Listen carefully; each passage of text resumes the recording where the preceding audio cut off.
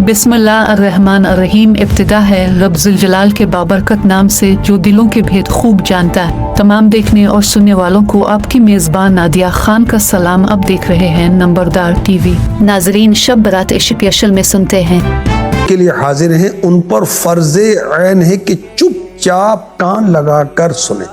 इंशाअल्लाहुल करीम शब बरात शुरू होते ही सवाब का अंबार लग जाएगा। हर बार सूरह यासीन के बाद दुआए निस्फ़े शाबान भी पढ़िए। दुआए निस्फ़े शाबान जो है आका का महीना, अमीर अहले सुन्नत का रिसाला जो है उस पर आप देख सकते हैं।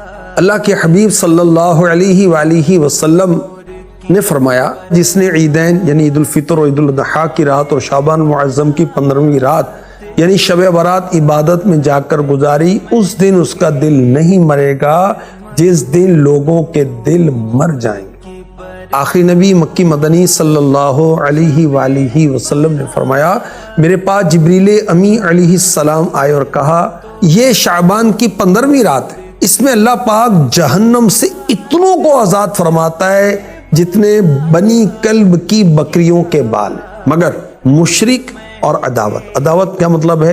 दुश्मनी रखते हैं आपस में एक दूसरे से, और रिश्ता काटने वाले यानी खूनी रिश्ते होते हैं उनसे ताल्लुकात खत्म कर लेते हैं। तकब्बुर के साथ टखनों से नीचे कपड़ा लटकाने वाले, वालिदैन यानी पेरेंट्स माँ बाप की नाफरमानी करने वाले, और शराब के आदी की तरफ अल्लाह पाक नजरे रहमत शब बारात में भी नहीं फरमाता। हदीस पाक में है, जो कोई शब बारात में 100 रकात पढ़े तो अल्लाह करीम उसके पास 100 फरिश्ते भेजेगा, जिनमें से 30 फरिश्ते उससे जन्नत की खुशखबरी सुनाएंगे, 30 फरिश्ते उसे अज़ाबे दोज़ख से बचाएंगे, 30 फरिश्ते उससे दुनिया की तकलीफें दूर करेंगे। नंबरदार टीवी देखने का शुक्रिया। अल्लाह हाफिज़।